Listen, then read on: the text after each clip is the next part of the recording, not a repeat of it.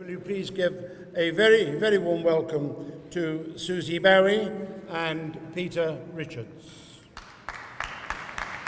It's fantastic to be here in these stunning surroundings to collect the IWSC Communicator of the Year award, for which Peter and I are immensely grateful.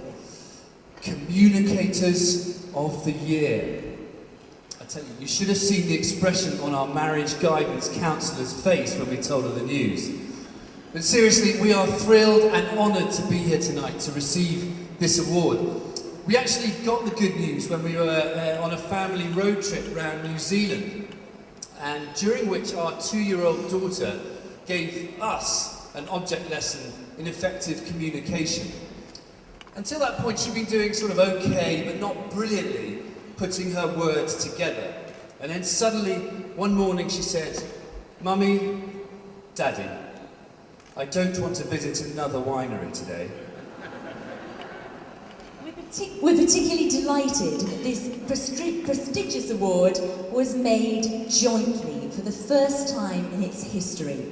We did wonder whether the IWSC was finally succumbing to the zeitgeist in this era of multi-buys and bog-offs and trialling an award one, get one free initiative. It also crossed our minds that they might have been worried that if they gave it to just one of us, they could have a divorce on their hands. But actually, working together is an incredibly important part of what we do. It helps us in all our endeavours, be it broadcasting, writing, blogging, leading wine courses at our school, even down to choosing a wine for Sunday lunch, which in our household can be a pretty perilous task. While our aim is always to be collaborative in spirit, we also recognise the fact that our entire industry is built on a bedrock of collaboration and communication.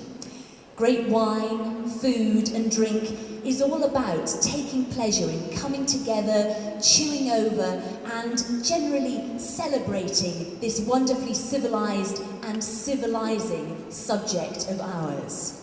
That's a powerful statement. It's our message, and there are really very few places where that message can't reach.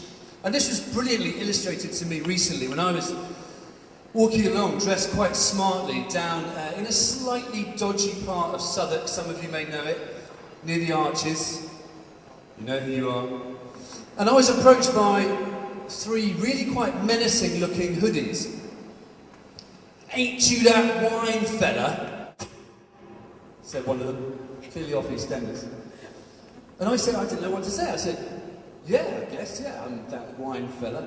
And his friend then took his hands out of his very low-slung pockets and with elaborate gesticulation said, "Yeah, that rosé you recommended the other day on Saturday Kitchen, that was well done." I still don't really know whether that was a compliment or an insult, but whatever it was, it made my day, because these guys were brilliantly defying their stereotypes and providing first-hand evidence that there really is a demand, a thirst out there for engagement, for entertainment, and for knowledge when it comes to wine. We're lucky in our line of business to work with what are compelling, sensuous, and delicious products. But this by itself is not enough. The drinks industry faces many challenges, as we all know. Perhaps the most daunting of these, especially in this country, is the quest to engage consumers beyond the tyranny of price. But Susie and I remain resolutely optimistic. It can be done, and it is being done. And in that context, it's great to look around this room and to see so many people and companies who are rising to meet this challenge with great determination and imagination. And what better qualities to celebrate tonight. Notable achievements don't happen in isolation. Doing what we do, we are very aware of how much we benefit from the generosity and openness of those around us, from the trade, producers, fellow MWs and journalists, right through to our wonderful families and all of the people who take notice of what we say. Sometimes that input can be pretty direct. I remember when earlier this year, when I became a master of wine and joining Susie in the process, and so I tweeted on Twitter, whether I could stop calling my wife Sir now. And quick as a flash, one wise soul tweeted back, "You never stop calling your wife Sir." We're proud to be working in such a dynamic and personable industry, so full of talent and passion. And that's why we're extremely excited to be here tonight in front of so many outstanding figures in the drinks industry to receive this award. We feel very humbled to think of the excellent shortlist, and we'd like to congratulate our fellow nominees.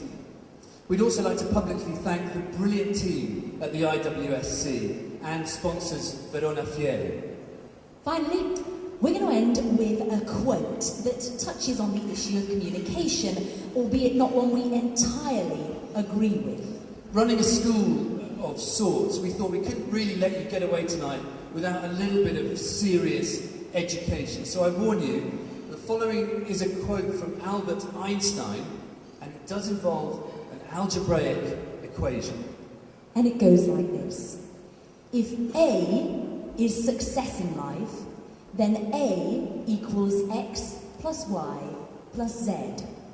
X is work, Y is play, and Z is keeping your mouth shut. Thank you. Good evening. It really is a great pleasure for us to award the International Wine and Spirit Competition's prestigious Communicator of the Year award, which for the first time ever goes to two people.